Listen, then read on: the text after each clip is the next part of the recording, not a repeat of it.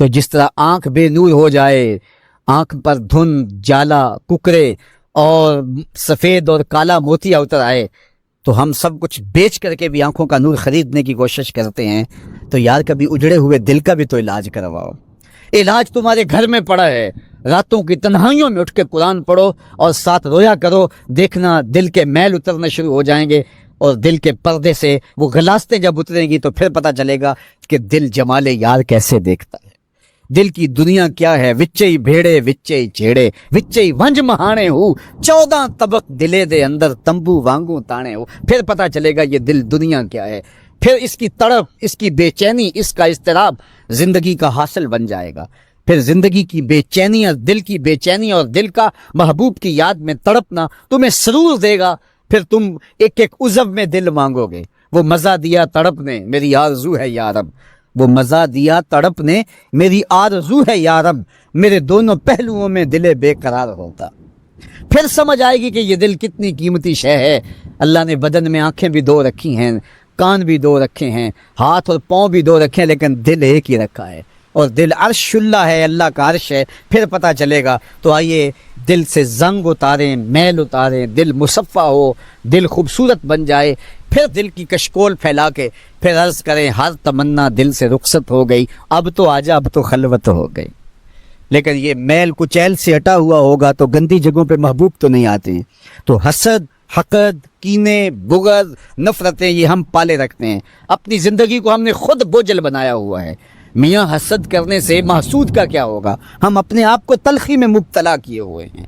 بغض رکھنے سے مبغوض کا کیا ہوگا؟ ہم اپنے آپ کو بوجھ میں مبتلا کیے ہوئے. تو اپنے دل سے یہ سارے بوجھ اتار کر کے جب دل کو مصفہ اور مزکہ کریں گے تو پھر دیکھیے کہ دل کے آئینے میں کیسے جمال یار دکھائی دیتا ہے. تو اس دل کی اصلاح ہوگی کثرت کے ساتھ قرآن مجید کی تلاوت کرنے سے. تو راتوں کی تنہائیوں میں اٹھ کے قرآن پڑھو، دیکھنا کہ کیسے دل کے زنگ اترتے ہیں. بعض لوگ بڑی عجیب خبر سناتے ہیں، میاں تمہیں کیسے پتا؟ وہ کہتا ہے میں رات اچانک نیند نہیں آ رہی تھی تو ایک چینل کھولا تو اس میں یہ خبر چل رہی تھی. تو میں نے کہا تجھے نیند نہیں آ رہی تھی، تو نے چینل کھولا، کاش تو قرآن کھول کے بیٹھ جاتا، تجھے وہ دکھائی دیتا کہ تیرا اندر تیرا باہر روشن ہو جاتا. تو راتوں کی تنہائیوں میں اٹھ کے قرآن مجید پڑھنے کا مزاج پیدا کریں. اپنی صبح کا آغاز قرآن مجید کی تلاوت سے کریں. اپنے دن کو سمیٹیں، سونے کی تیاری کریں، سورہ ملک سے اپنے معاملات کو سمیٹیں. یہ چند دن کر کے دیکھ لیں. اور اگر آپ کو معاشی مسائل ہیں، مشکلات ہیں، تو سورہ واقعہ اس کے لیے اکثیر ہے. صرف 3 رکوع ہیں، اتنی اکثیر کہ جس کی زندگی میں سورہ واقعہ آ گئی وہ مشکلات میں مبتلا نہیں ہوتا. اللہ اس کے لیے رزق کے دروازے کھول دے. یار جو شخص نابینا ہے اسے کیا پتا کہ یہ پھولوں کی بہاریں کیا ہوتی. جو پیدائشی نابینا ہے اسے کیا پتا ہے کہ آسمان پر بزم کواکب کے رنگ کیا ہیں. اسے تتلی کے پروں میں قدرت کی صنائی کا کیا اندازہ ہو سکتا ہے. اسے مور کے پروں میں رنگوں کی مینا کاری کا کیا اندازہ ہو سکتا ہے. اسے پھوٹتے جھرنوں، بہتی ندیوں اور کوسے قضا کی رنگینی اور دھنک کی شوخیوں کا لطف کیسے نصیب ہو سکتا ہے. اس کو کیا پتا حسن کیا ہوتا ہے، اس کو کیا پتا جمال کیا ہوتا ہے.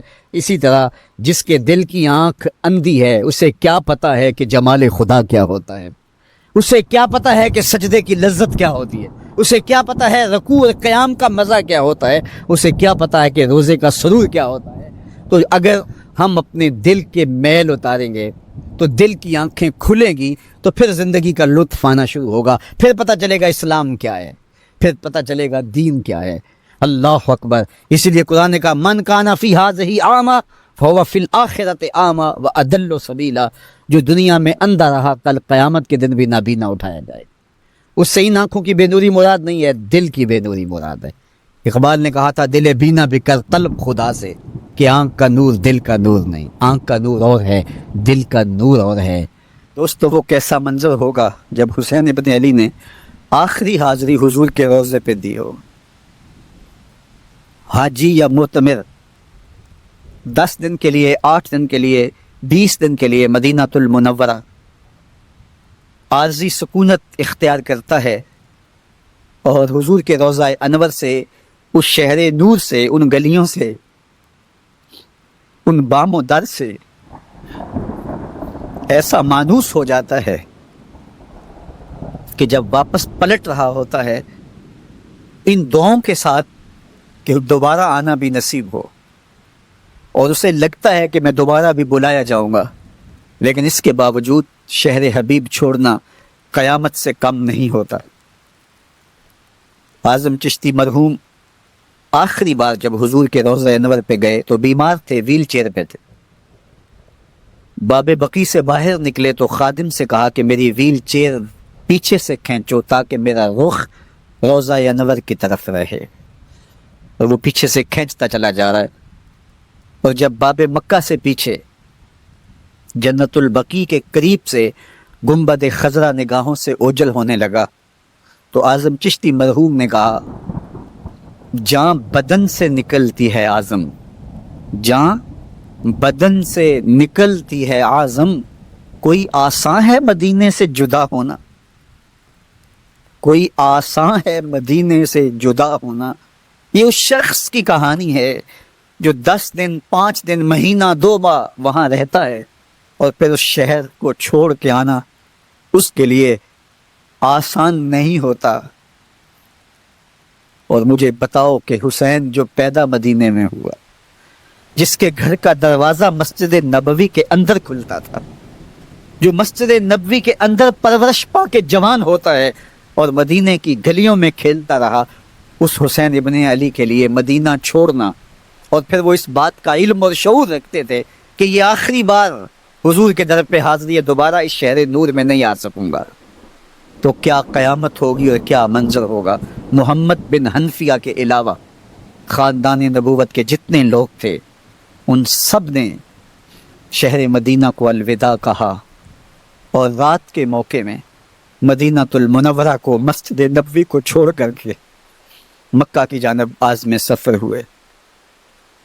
3 شعبان المعظم کو مکہ المکرمہ پہنچتے ہیں، ادھر کوفیوں کے خطوط آنے شروع ہو جاتے۔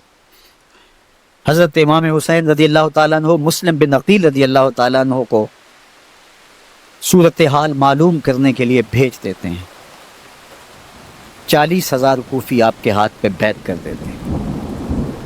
ادھر 25 پیدل حج کرنے والے حضرت امام حسین 8 ذی الحج کو احرام باندھتے ہیں، لیکن آپ کو پتہ چلتا ہے کہ حاجیوں کے روپ میں قاتل چھپا دیے گئے، تو آپ اس احرام کو حج کی بجائے عمرے میں بدلتے ہیں اور کوفے کی جانب عازم سفر ہوتے ہیں۔ کائنات والو، ذرا سینے پہ ہاتھ رکھ کے دیکھو کہ یہ کتنا مشکل مرحلہ تھا۔ اس دین کی آبرو کو بچانے کے لیے حضرت امام حسین رضی اللہ تعالیٰ عنہ نے کتنا بڑا قدم اٹھایا۔